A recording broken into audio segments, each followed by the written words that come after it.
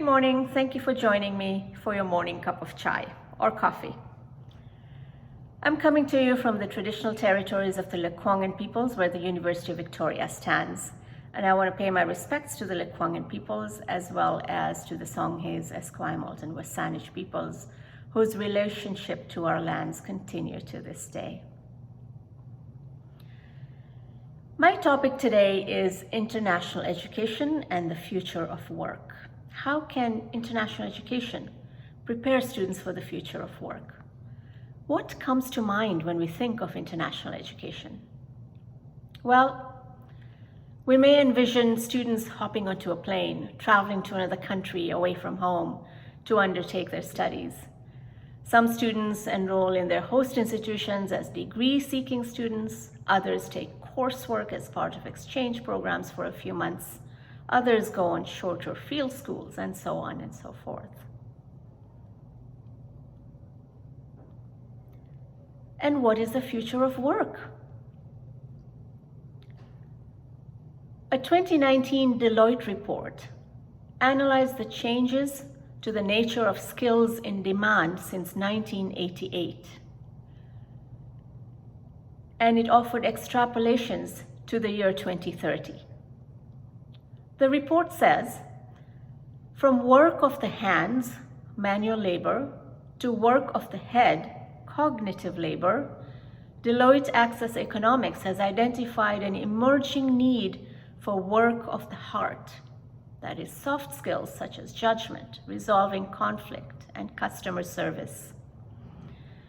Indeed, it goes on to say, as robotics and artificial intelligence change the nature of work, augmenting both work of the hands and work of the head, humans will increasingly need to attend to non-routine work of the head. Things like generating insights, and work of the heart, things like collaborating with diverse teams to make complex decisions. So we see that the future of work is human. The future of work is remote, it is digital. We will see AI replacing technical, repetitious jobs, but the need for human capital will not go away. Machines cannot replace critical thinking skills. They cannot replace creativity. They cannot replace our emotional intelligence. They cannot replace our ability to work effectively across diverse cultures, our cultural intelligence. So how can international education help us prepare our students for this future of work? Whether we're talking about international students on our campuses or Canadian students going abroad, the educational experiences they gain can, when given the right pedagogical, experiential assessment and reflection tools, be instrumental in helping students prepare for the future of work. As students leave the comfort of their homes to explore the world, as they get themselves out of their comfort zones and take on the challenges of living, studying, and working in unfamiliar cultural contexts, how do we enable them to develop the skills they need to be successful in these contexts? How do we inspire them to think about their own place in the world and how they can contribute to making the world a better place for all? This brings me to my world, the world of work-integrated learning. CEWIL Canada, which is Canada's National Association for Cooperative Education and Work-Integrated Learning, defines work-integrated learning, or WIL, as a form of curricular experiential education that formally integrates a student's academic studies with quality experiences within a workplace or practice setting. WIL experiences include an engaged partnership of at least an academic institution, a host institution, and a student. If you had a chance to listen to Ramin Shadmair's talk, a coffee talk recently on academic industry linkages and international education, these three partners will resonate with you because he talked about how these three partners always have to be connected. These linkages have to be continuous. At the University of Victoria, we offer various forms of work-integrated learning, including cooperative education, an education model where students alternate academic terms with co-op work terms. And here they have the opportunity to apply their classroom learnings into the workplace while also developing the human skills they need for the future of work. Students in co-op education programs complete multiple co-op work terms throughout their academic degree. This enhances their employability and prepares them for the world of work. It is no surprise then that WIL programs serve as talent pipelines for industry partners. At UVic, 52% of our co-op students get job offers before graduation. I'm also very proud of the fact that this year marks our 100,000th co-op placement since inception of the co-op program. Now, given that Canada is one of the top destination countries for international students, according to CBIE, there were over 620,000 international students in Canada at the end of last year.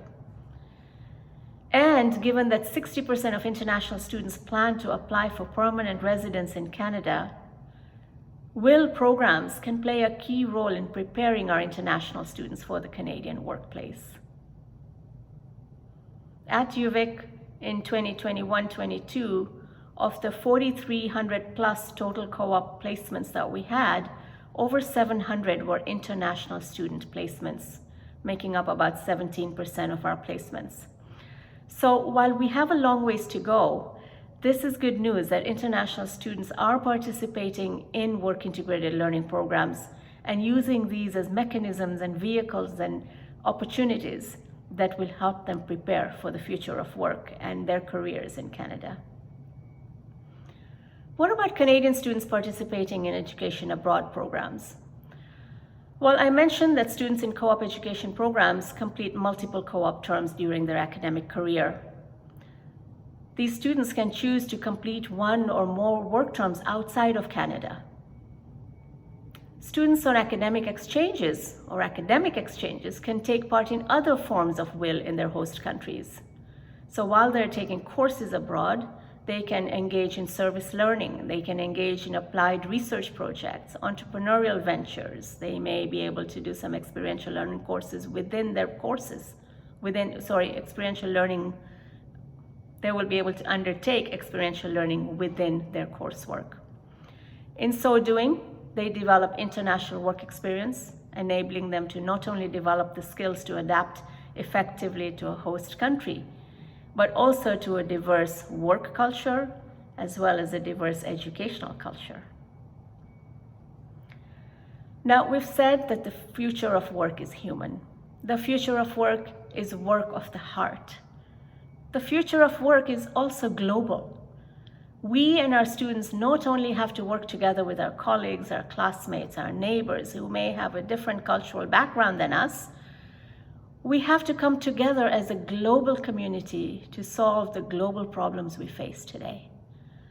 The hard work we have to do around the United Nations Sustainable Development Goals, around diversity, equity, inclusion, accessibility, and around reconciliation.